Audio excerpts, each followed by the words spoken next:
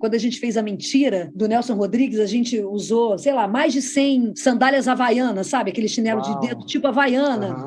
Tinha uma cena que caiu milhares de sandálias havaianas, enfim, né? Mas no final a gente tinha que catar, então a gente ia pro palco para catar todo mundo. Ó, quem vai catar a havaiana, quem vai no... Gente, tem que catar a havaiana.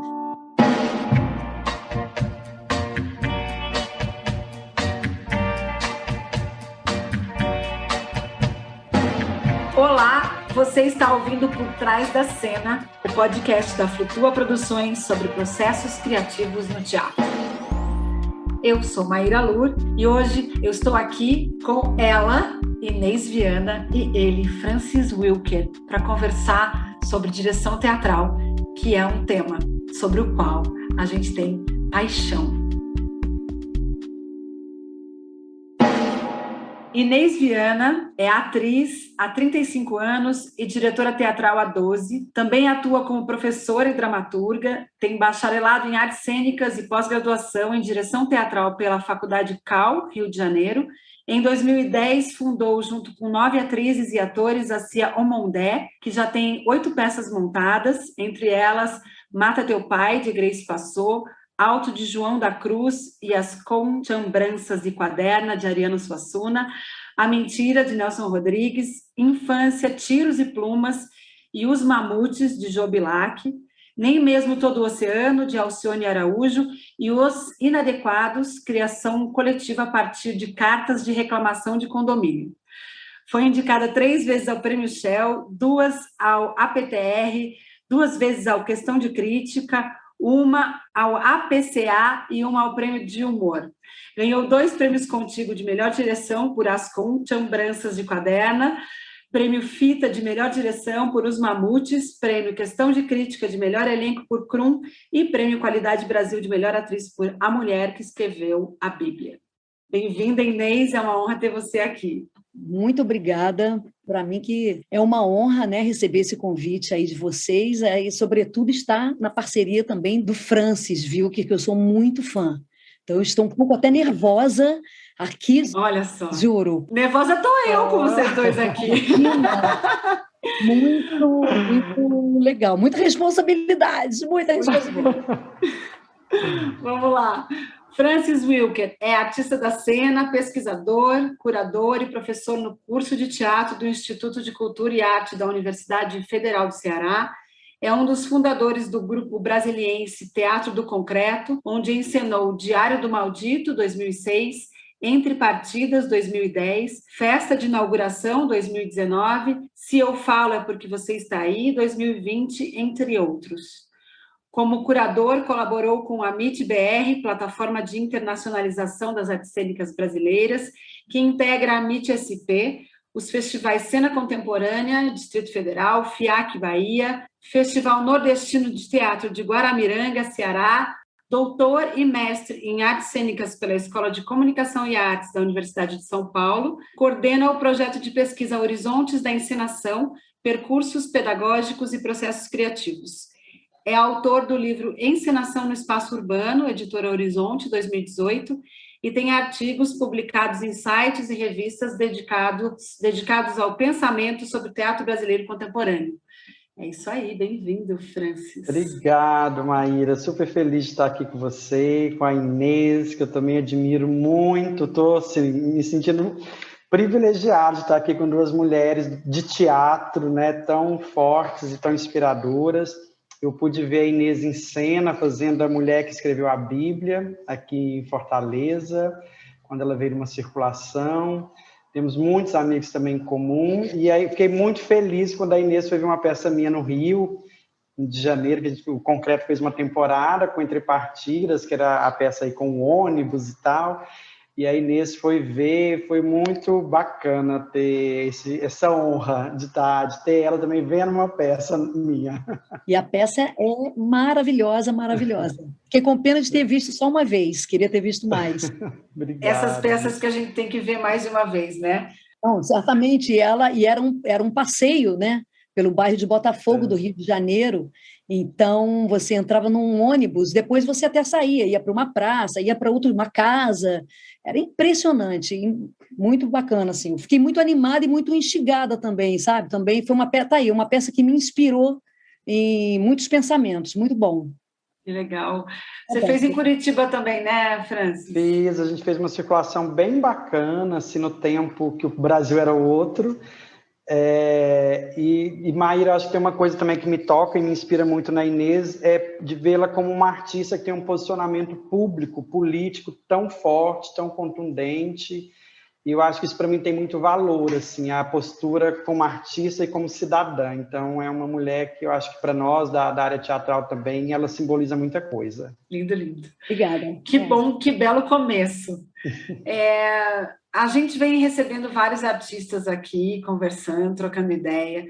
A gente percebe que os artistas não exercem apenas uma função, eles são sempre múltiplos, fazem mais do que só a direção, do que só a atuação ou só a dramaturgia, acabam passando por vários campos, né, da criação artística.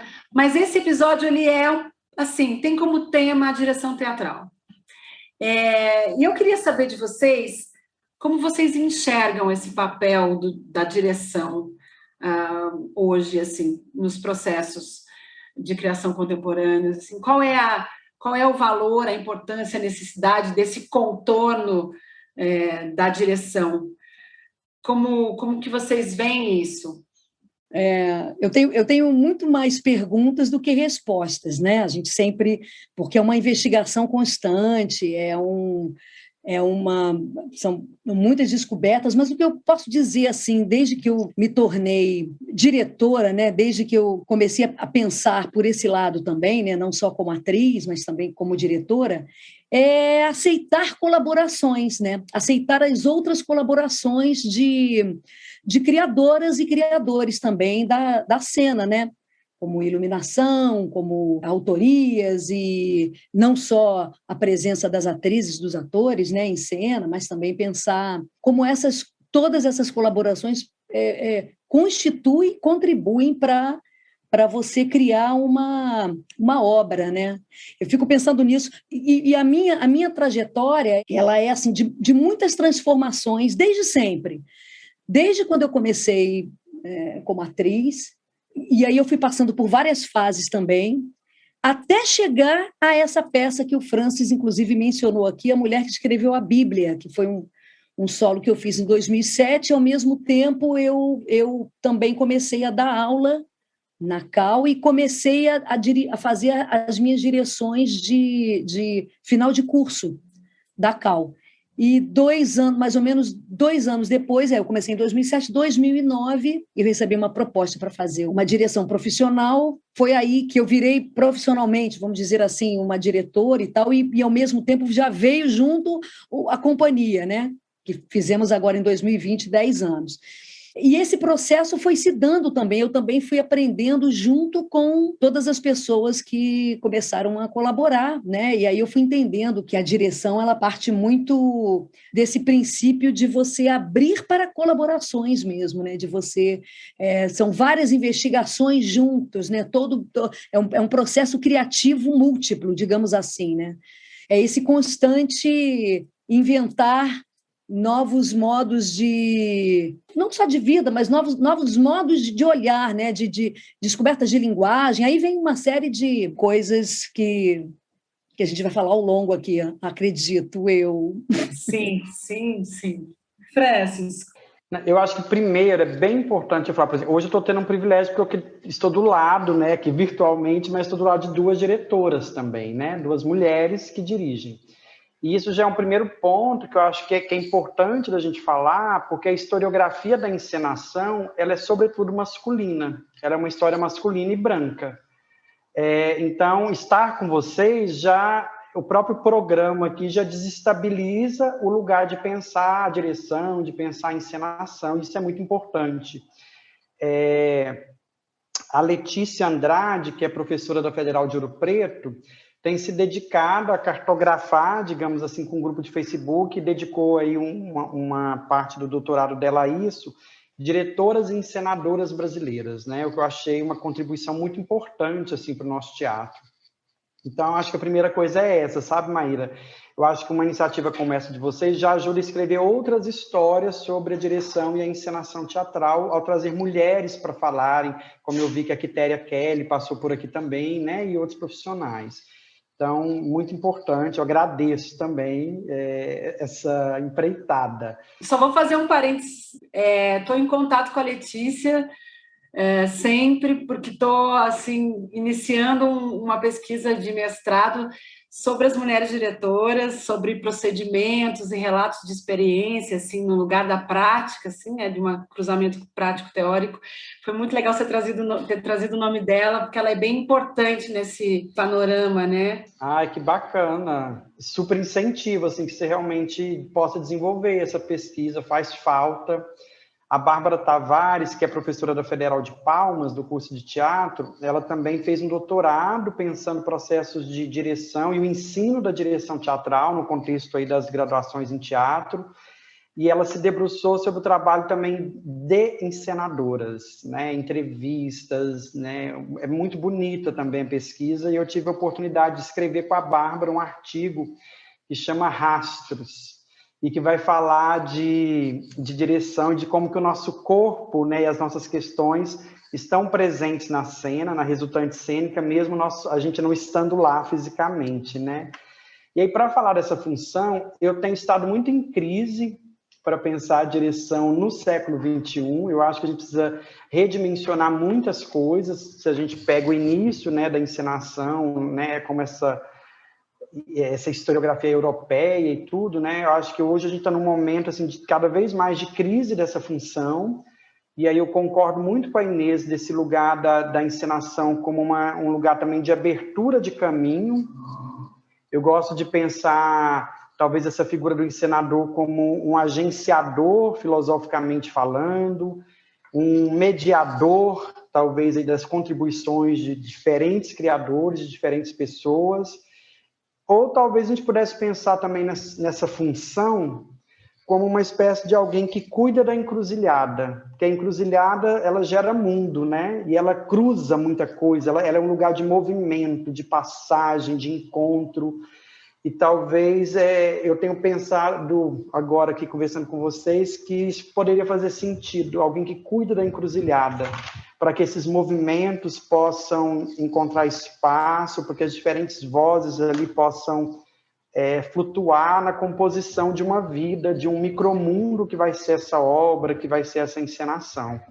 Então, eu acho que é uma função que ela está cada vez mais dissolvendo aquele imaginário do diretor ou da diretora como uma voz assim, acima de todas as vozes, como ponto de vista único e possível para o processo de criação, ou como alguém que os demais criadores estão a serviço da genialidade dessa pessoa.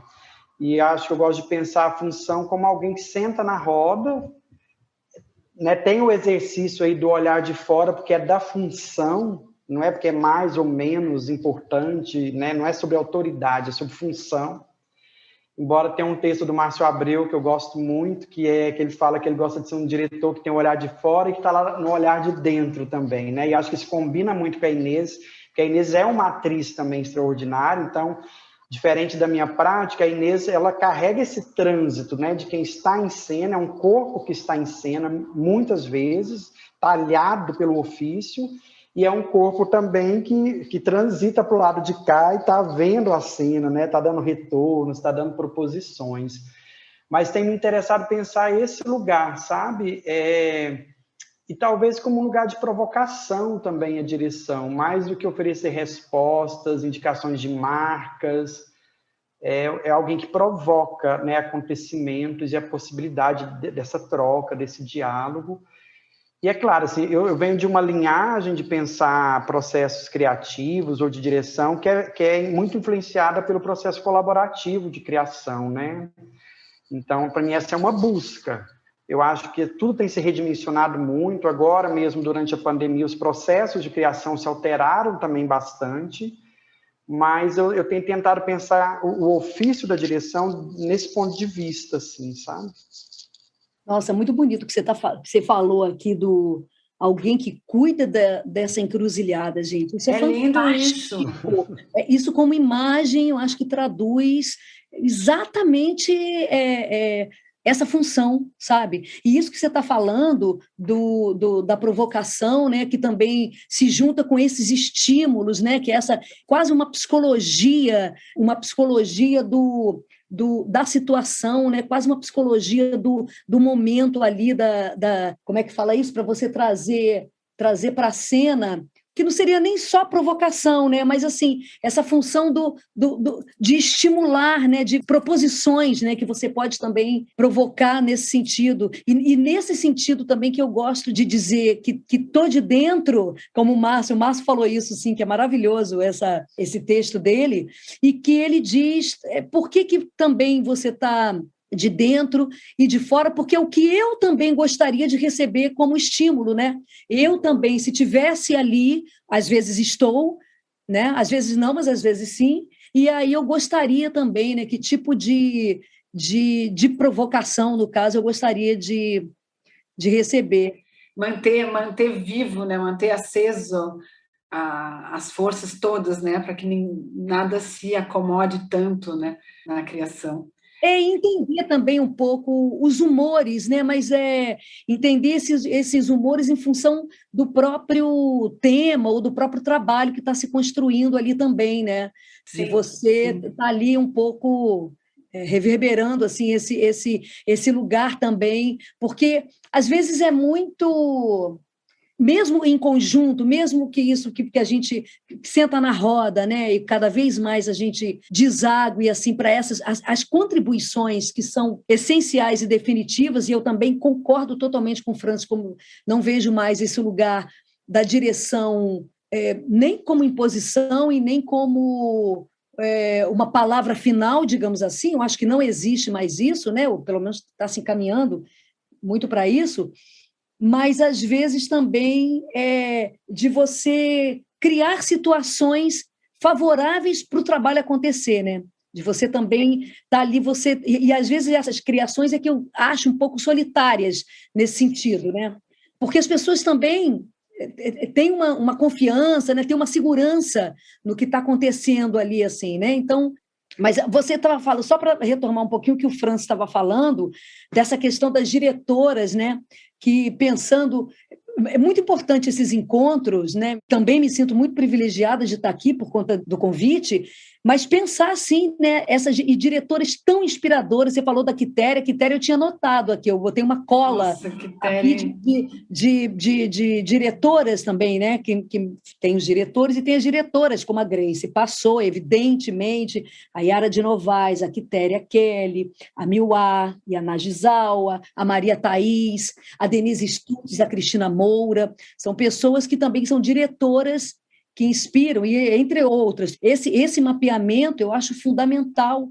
Ouvindo a Inês falando também, eu fiquei aqui pensando que a gente tem um lugar também que ele demanda uma passividade, ao mesmo tempo que ele demanda essa ação de criar condições ali, de cuidar, né, desse processo, de querer também mobilizar as pessoas e as temperaturas que esse processo demanda. Ao mesmo tempo, em alguma medida, a gente precisa criar na gente uma passividade para que a experiência se dê. E aí, por exemplo, quando eu escuto a Inês falando, me vem uma imagem da escuta, de uma escuta muito sensível, uma escuta do outro e uma escuta do processo, né? Eu acho que isso também cada vez mais uma condição para você estar com um grupo dirigindo hoje, a sua capacidade de escuta, né? De receber o que vem do outro, como é que você compõe com isso, como é que você desdobra isso, e acho que essa dimensão mediadora também da nossa função, né? Porque são pessoas, são alteridades, são temperamentos muito distintos, são modos de compreender, às vezes, a cena também muito distintos, e aí cada um é um universo singular, né? São temperamentos singulares e são experiências artísticas singulares também, né? Na nossa companhia, nós temos 2 atores nordestinos, né? Nós temos 2 mineiros, nós temos uma maioria carioca, porque a gente também formou no Rio de Janeiro, e cada um traz essa bagagem de experiência do seu fazer artístico, né? Isso também é muito importante saber escutar, saber, enfim. Eu ia pontuar a questão da comunicação mesmo, da atenção ao modo como a direção fala, com essa diversidade toda, com quem está ali, né? Sei, alguns verbos bastante antigos do eu quero, a minha peça, os meus atores. Tem modos de verbalizar que eles trazem uma coisa um pouco que precisa ser limpa, assim. Eu sinto sempre assim, como eu vou falar isso para essa específica pessoa para que a gente diminua o grau de resistência, ou para que a gente mobilize mais o acontecer, ou para a gente provoque num lugar mais efetivo, né? Eu venho pensando bastante sobre como a gente elabora essa fala que vai para lá, para aquele lugar onde vai acontecer coisas, né? No corpo de outra pessoa. Patrícia Cipriano, que é uma atriz aqui de Curitiba maravilhosa, ela é demais. Ela veio no 2º episódio e ela diz isso: há um abismo entre a fala daquele que quer e o corpo do outro que faz, assim. Tipo, daí eu falo, e o outro, poxa, mas é no meu corpo que isso vai acontecer, né? Eu gosto muito dessa pontuação dela. Porque a compreensão se dá em muitos modos, né?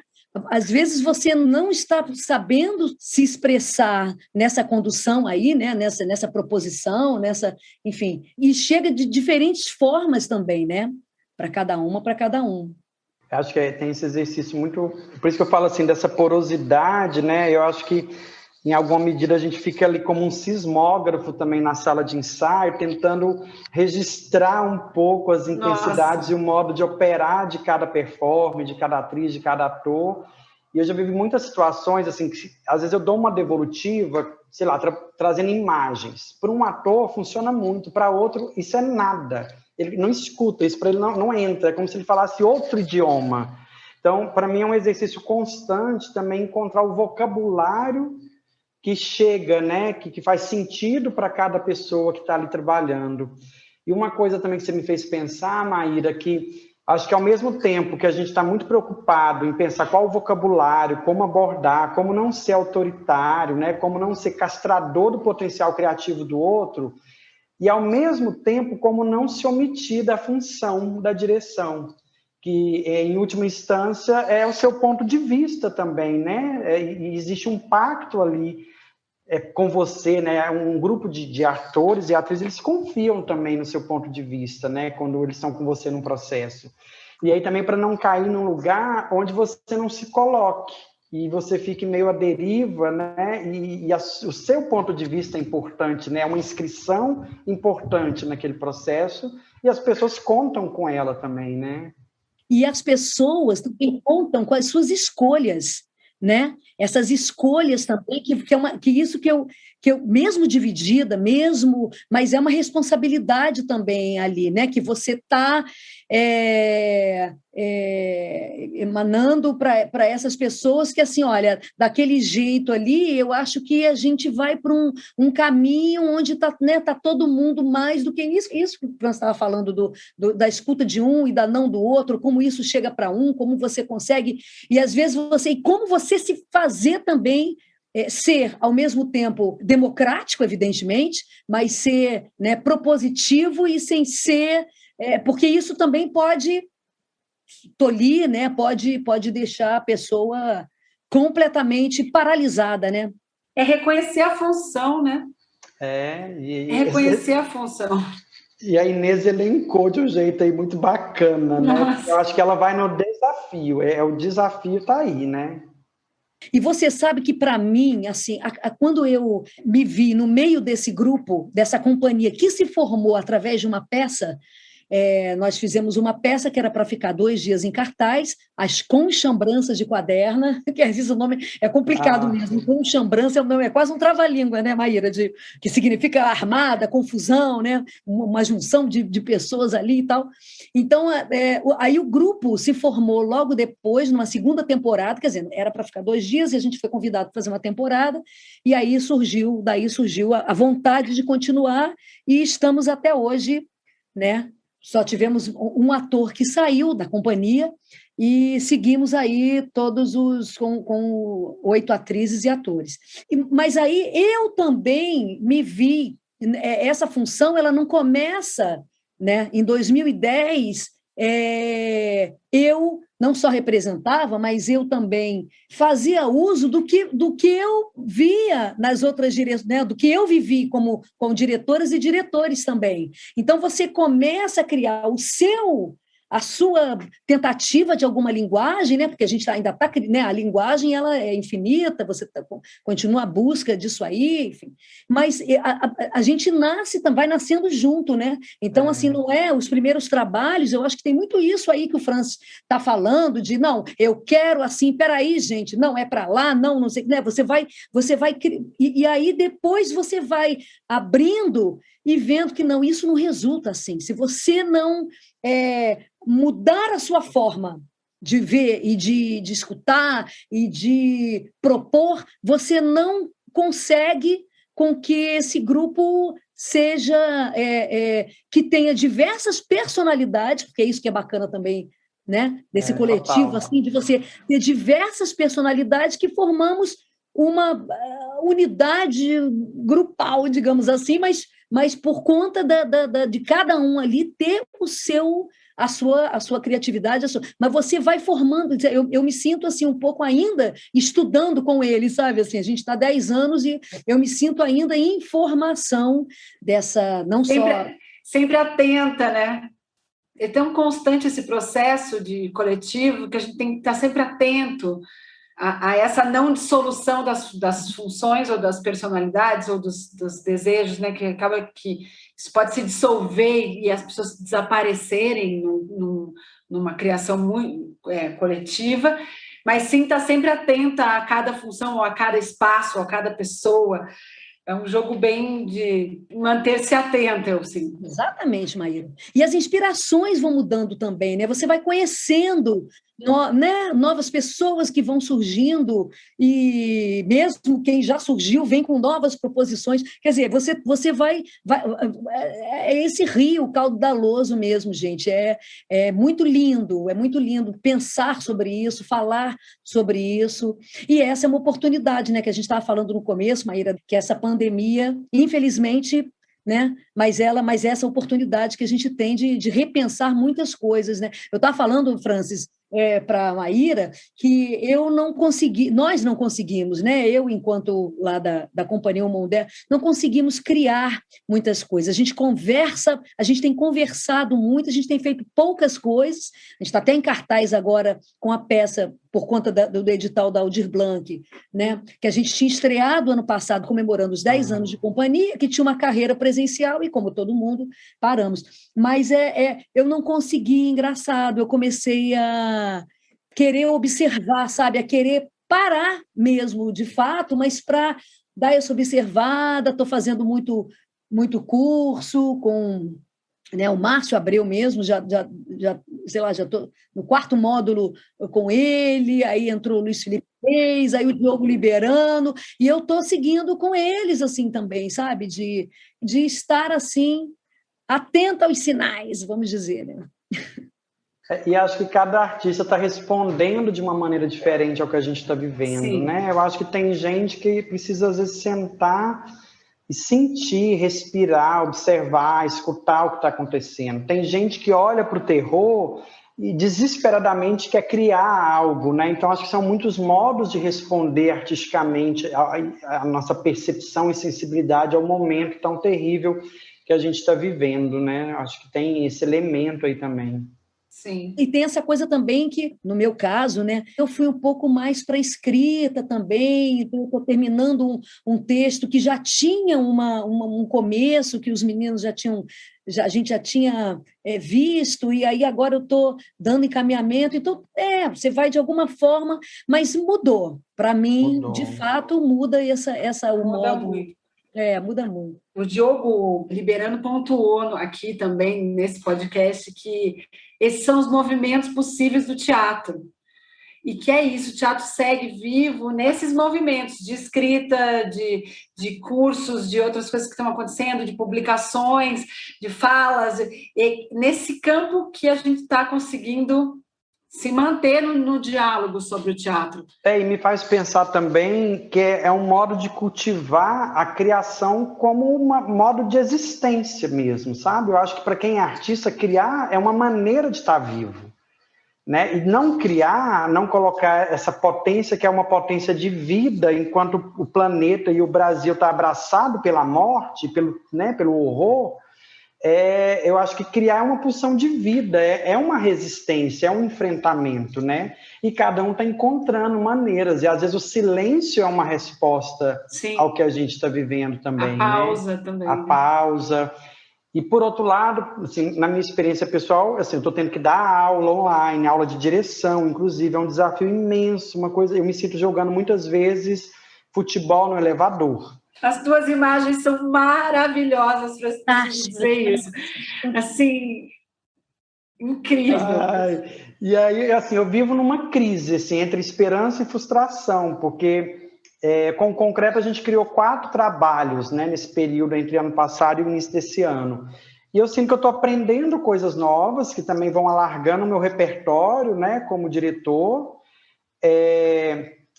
Eu, em várias discussões com os nossos pares, né, sobre esse fenômeno, né, de como que as artes da cena vão se encontrando aí com o audiovisual, eu acho que eu me posicionei num lugar mais de falar assim, eu quero afirmar o teatro em todos os espaços, então, assim, para mim não tem problema chamar de teatro online, de teatro digital, porque eu quero que tenha o teatro no palco italiano, o teatro aqui, o teatro na rua, o teatro na paisagem, eu quero teatro, né, então... Para mim, interessa afirmar o lugar do teatro como potência de vida, de imaginação, de criação no mundo, né? Na nossa vida, assim, né? Agora, eu entendo que são experiências distintas, são modos de composição, de fazer também muito diferentes. No caso aqui, né, a Inês tem muita experiência com audiovisual. Eu já não tenho, né? E assim, eu não vou parar a minha vida para estudar cinema para poder criar. Nossa, eu falo para os meus amigos... Eu falo, eu sou um homem de teatro que está se encontrando aqui, que esse negócio e algo está surgindo disso. E me interessa esse algo que surge desse encontro. Mas é engraçado, porque o audiovisual, ele aparece muito na minha vida como atriz. É mesmo, Inês. Como diretora, não. Sim. Assim, eu não, nem sei usar direito, assim, acho que nunca usei peça. Mas você está falando uma coisa tão legal que, assim, nos 3...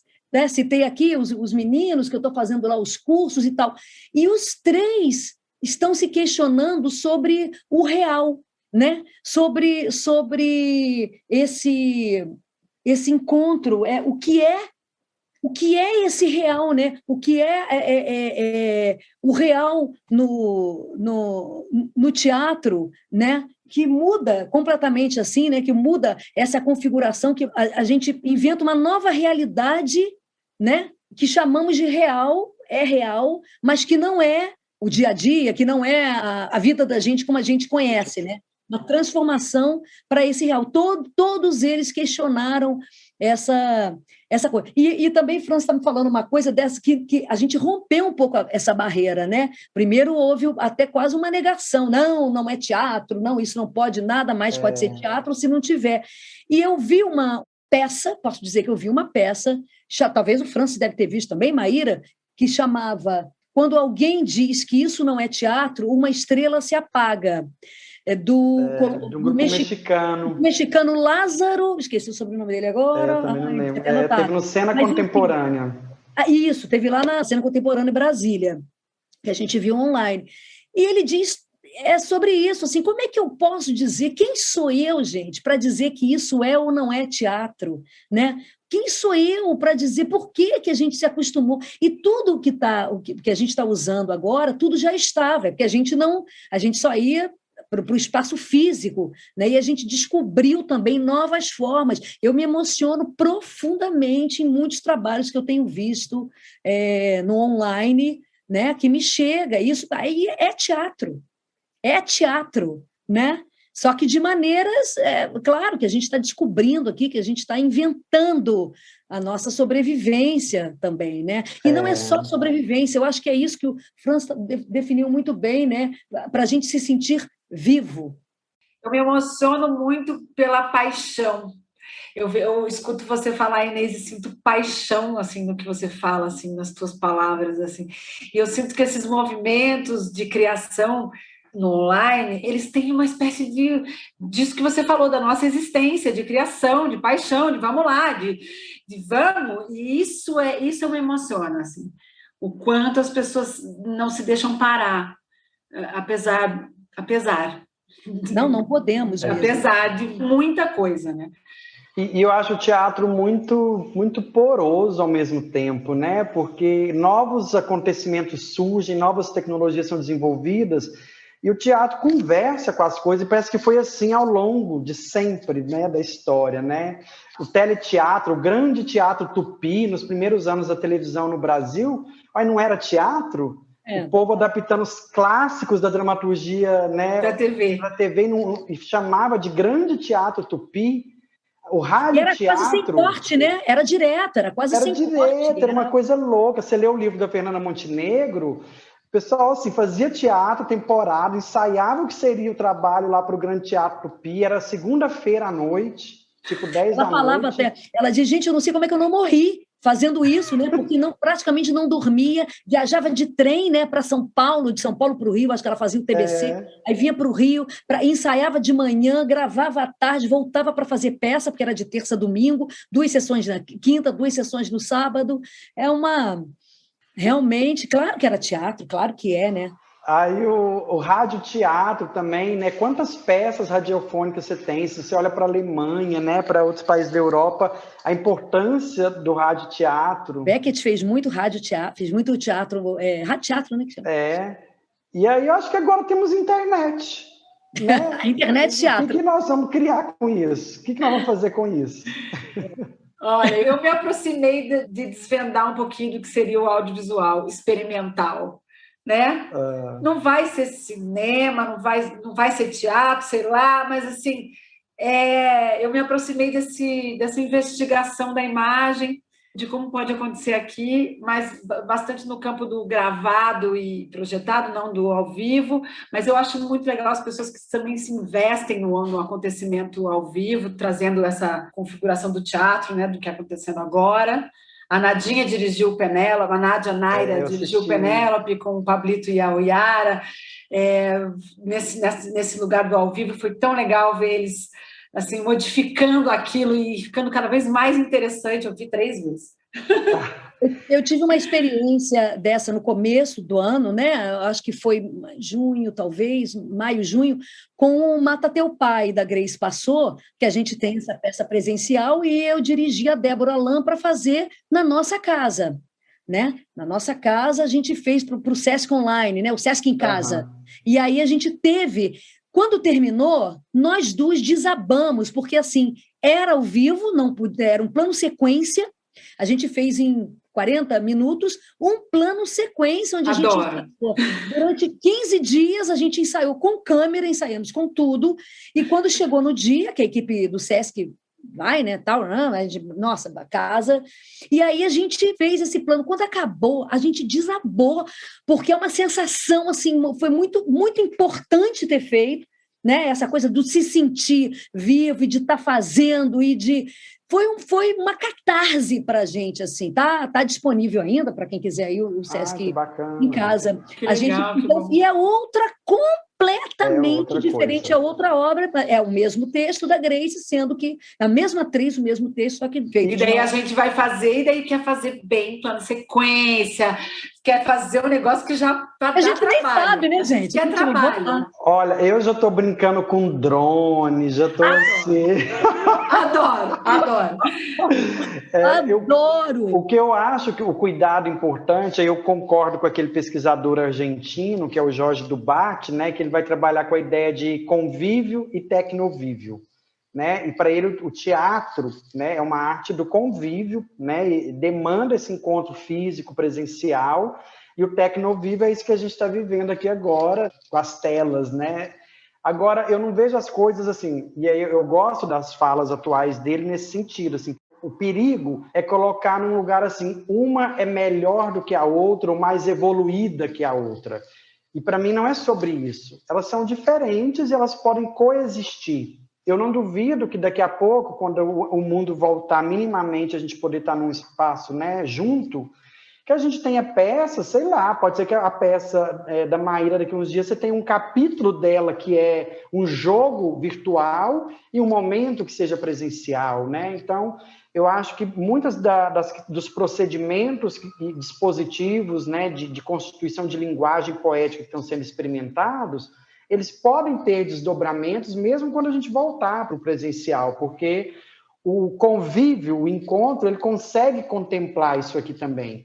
Agora, não existe ainda tecnologia que faça o tecnovívio, como chama do Bate, gerar o tipo de encontro que a gente conhece. Ou talvez, no século XXI, a gente se perguntar o que é convívio, então, né? O que podemos entender por convívio. Que linda essa questão, exatamente. E fora tudo isso que a gente está pensando nessas linguagens, nesses modos tal de operar o teatro, né? Mas que a gente também ganhou, num certo sentido, as parcerias fora do país, inclusive. Eu posso fazer uma peça com uma argentina, né? E aí nós podemos fazer ao mesmo tempo, quer dizer, a gente ainda ganha essa amplitude que talvez impensada.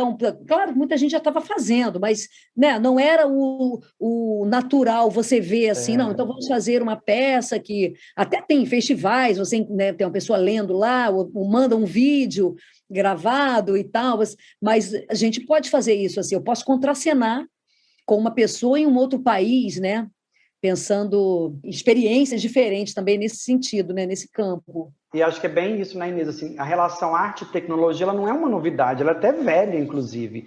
A questão é que a gente se vê num momento em que não teve como não olhar para isso. Né? Ela se tornou imperativa. Isso se tornou, se tornou um pouco único, né? O único caminho. Exatamente. É aqui que vai acontecer. E é tão louco tudo isso, porque assim, eu ainda me vejo, mesmo tentando alguma tecnologia, mesmo tentando fazer alguma coisa por aqui, como a gente até conseguiu, mas eu fico vendo assim que as pessoas já partem também para uns recursos que eu ainda estou muito atrasada, sabe? Tipo, sei lá, sabe, desde luz, essas luzes que tem, que roda, desde, enfim, coisas que eu falo, gente, isso eu ainda não... Dá um susto também nessas coisas, né? Eu fico querendo, na verdade, eu fico puxando um pouco, peraí, calma, deixa, vamos ver como isso, será que uma vela não vai me gerar um outro efeito? Tudo bem eu ter uma sombra atrás, tudo bem eu fico querendo um pouco também, é uma bobagem isso, mas eu fico querendo, então... Talvez seja esse gosto por uma materialidade do teatro. Eu, quando sinto saudade da coisa, do pano, do ambiente, de uma coisa o cheiro, material, gente, o cheiro é uma loucura. E nós somos de uma geração, de uma formação muito analógica, né? Assim, pelo menos eu, né? Assim. Sim. E a juventude está aí, gente, eles operam esses aplicativos, esses dispositivos com uma facilidade, né?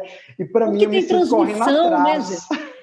Exatamente. Fazem as transmissões, corta daqui, não bota só um na tela, tira. Eu falo, meu Deus, eu não sei fazer isso. Aí você chama um colaborador que sabe, né? Exatamente, é o que está rolando. Você que sabe e mostra pra gente o que dá para fazer. Mas é porque a gente também tem isso, né? No teatro, a gente tem muito assim, eu sou, mas aí eu também estou em cena, eu também faço parte da produção, eu também vou não sei o quê, a gente vai querendo fazer um pouco de... Aprender a querer fazer, aprender a fazer tudo, a gente tem que aprender, né? É muito louco, quando eu vou fazer televisão, tem uma coisa muito engraçada, que eu vou fazer televisão, aí as meninas que ficam nos camarins, porque agora, ultimamente, inclusive, você era um camarim por pessoa, por conta dessa história toda, você não pode nem, né, aglomeração não tem isso aqui. E aí as meninas falam assim, olha aí, Inês é de teatro. Inês, sabe por que elas falavam que eu era de teatro? Porque eu pendurava a minha roupa, o meu figurino, porque eu deixava o meu figurino ali no lugar de... E eu falava assim, mas, gente, pelo amor de Deus, meninas, pelo amor de Deus, como assim?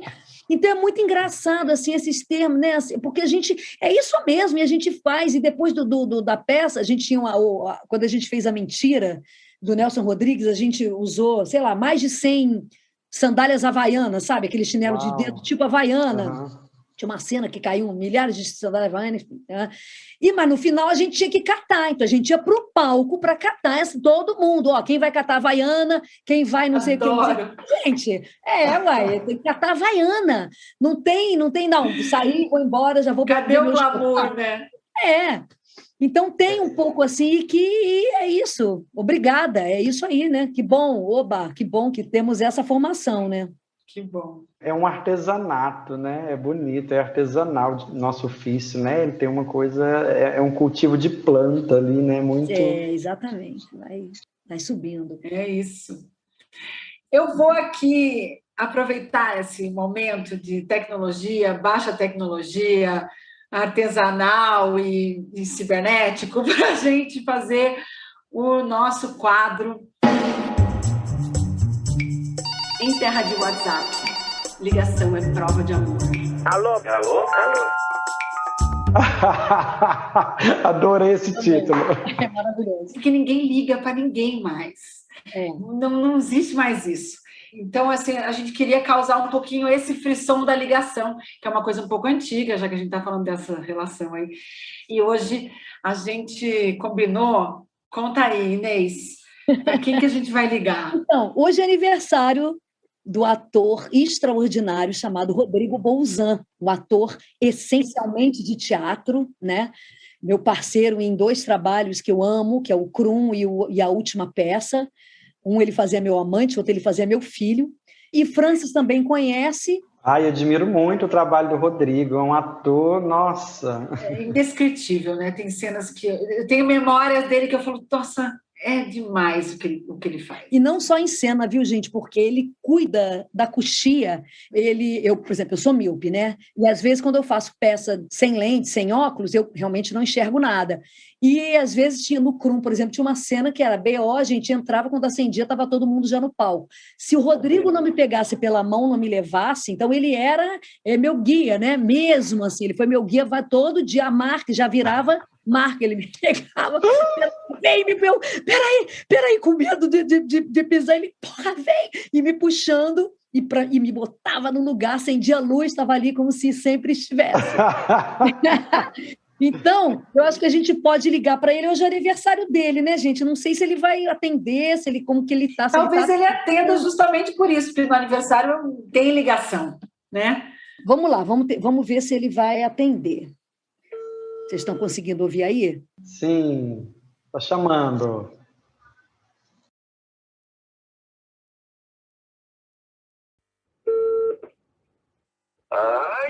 Atendeu!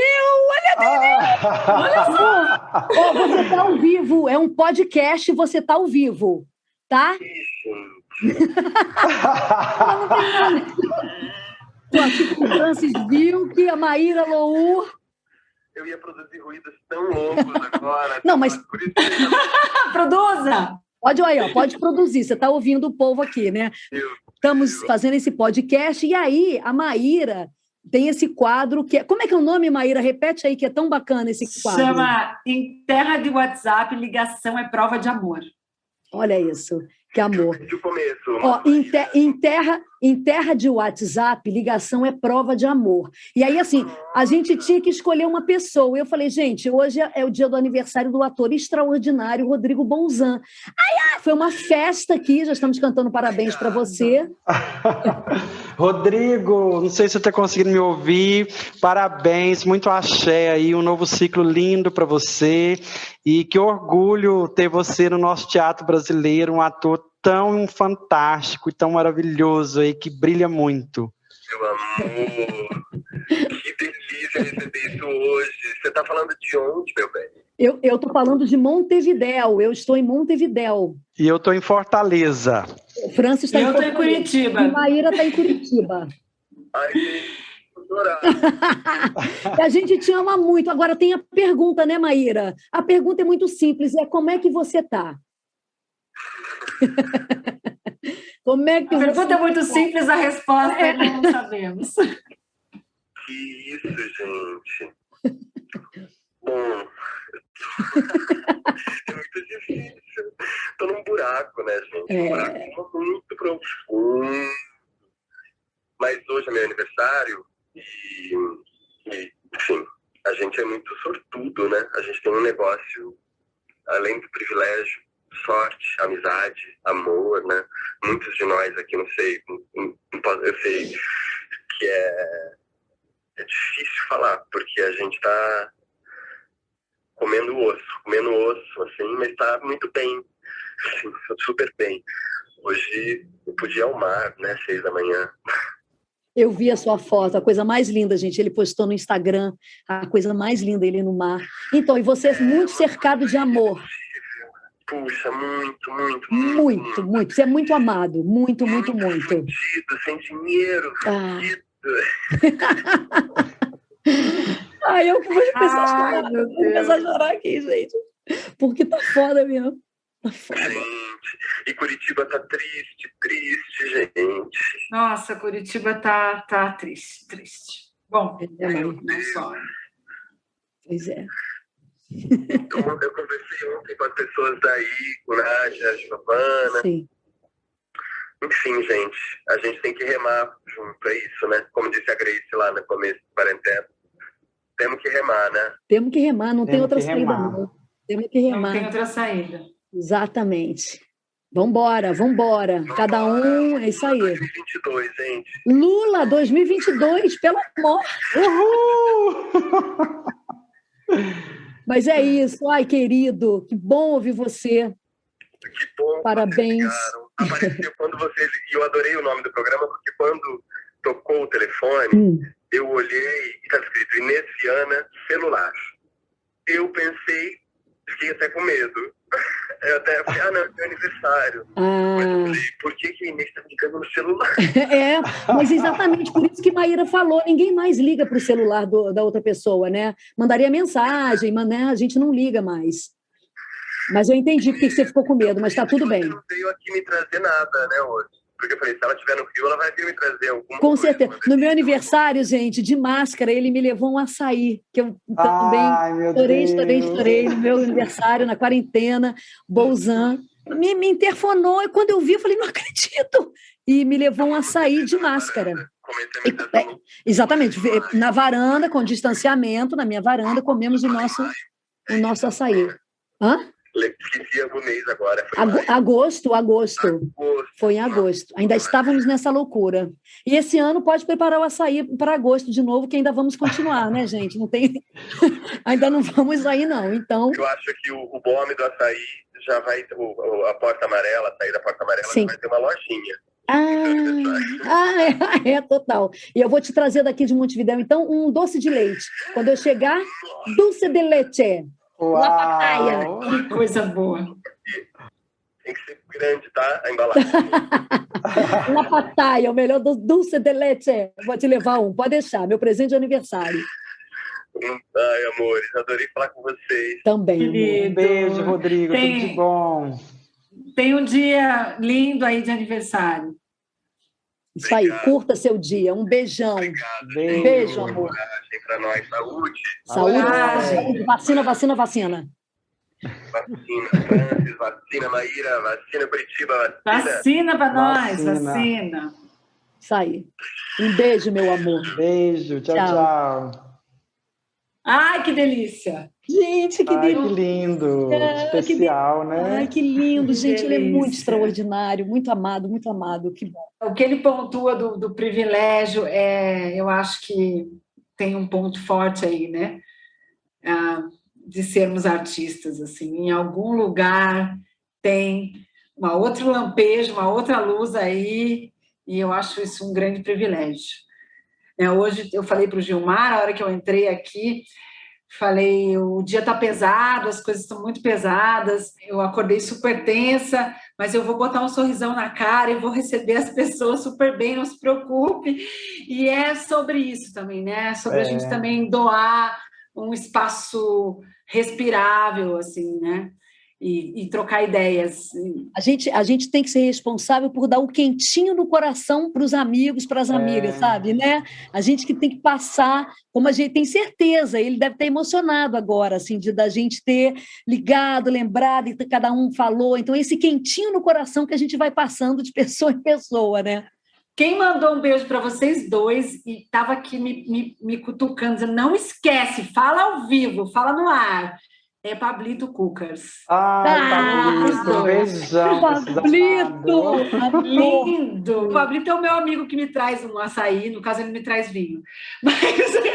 Beijo, Pablito, enorme, que bom. Beijão, querido. Queridos, eu tenho uma pergunta que eu tenho feito ela sempre, que é o que a nossa arte move no mundo hoje?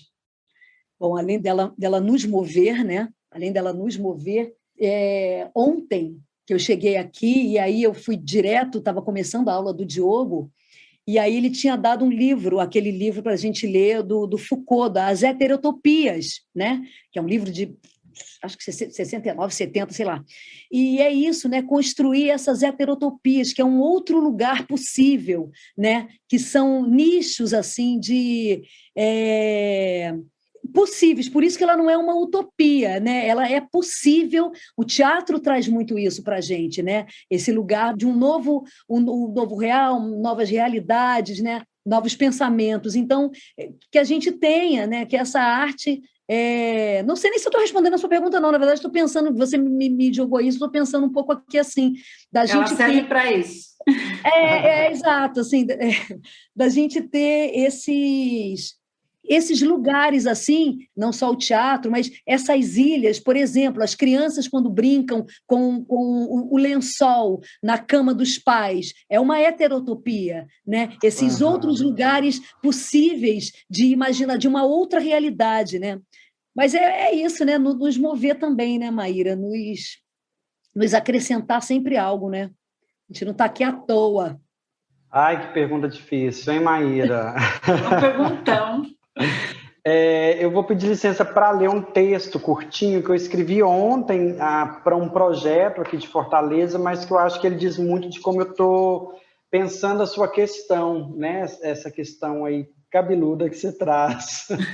E talvez as boas questões sejam exatamente as questões sem resposta, né? Eu acho que essa é uma dessas, e que bom que não tem uma resposta. Sim. Eu vou ler, me dê licença, eu vou ler bem rapidinho. O momento é urgente, a vida, sobretudo, é urgente. O desafio foi, está sendo e sempre será coletivo. O que pode a arte, diante da dor, da indignação e do luto? Criar. O nosso modo de estar junto e cuidar dos demais é criando. A nossa ginga, o traço, a imagem, o som, o silêncio, o passo, o grito. É um modo de manter a imaginação ativa, de regar as águas da subjetividade em nós e em outros. Um respiro. Uma abertura de horizontes e um convite a imaginar outros estados. Quando criamos, é para abrir outros tempos na sua rotina. Um chamado aos muitos mundos que te habita. Um desejo de celebrar a potência que é a nossa diversidade. Nós estamos juntos, no interior e na cidade grande, no beco, na praça, na comunidade, nas redes. tantas vezes nas margens, e seguimos fluindo, porque fazer arte é urgente. Na turbulência dos nossos dias, hoje, ainda mais que ontem, a cultura é um farol. Lindo. Nossa. Aí, Francis, me manda esse texto Que depois. lindo! Compartilha com a gente. É possível ou é algo... Vou pedir. Aqui já compartilhei agora, já para o podcast fica. Dicas calientes.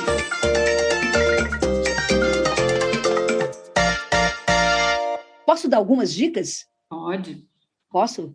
Então, assim, daria dicas de dramaturgia. Eu acho que as pessoas vão gostar muito de ler O Mata Teu Pai e o Vaga Carne, da Grace Passot, O Maré, do Márcio Abreu,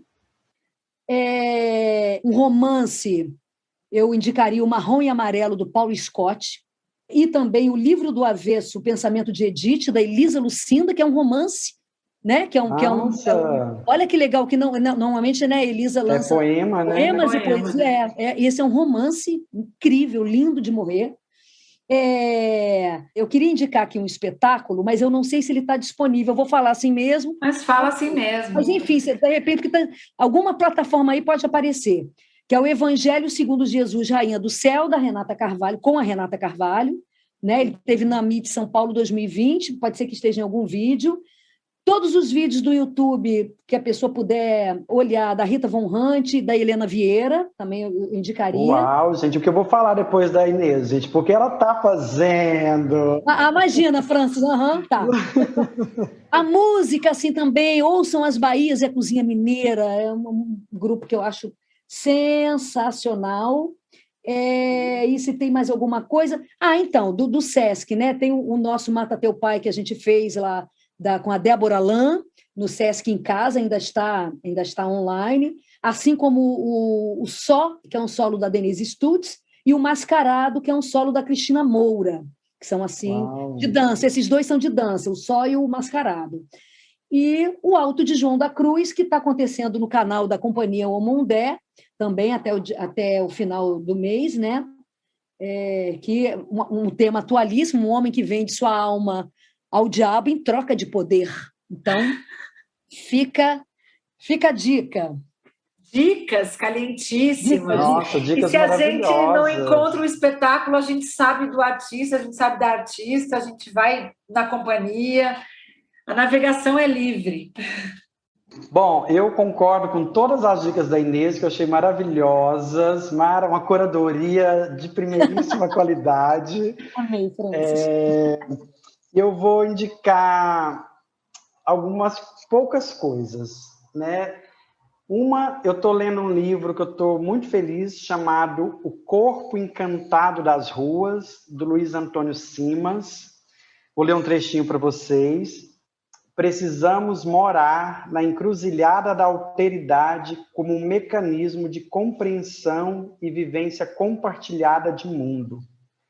Então, o Luiz Antônio Simas, que é o autor desse livro, ele é um praticante, né, e também um sacerdote das religiões de matriz afro, é um historiador, é um escritor, e é um livro que vai dialogando com toda essa matriz de pensamento, né, de origem africana, poderíamos dizer assim, né, dos orixás, e é um outro modo de compreender a história, de compreender a rua, de compreender o corpo, de compreender as relações, e tem sido muito inspirador para mim.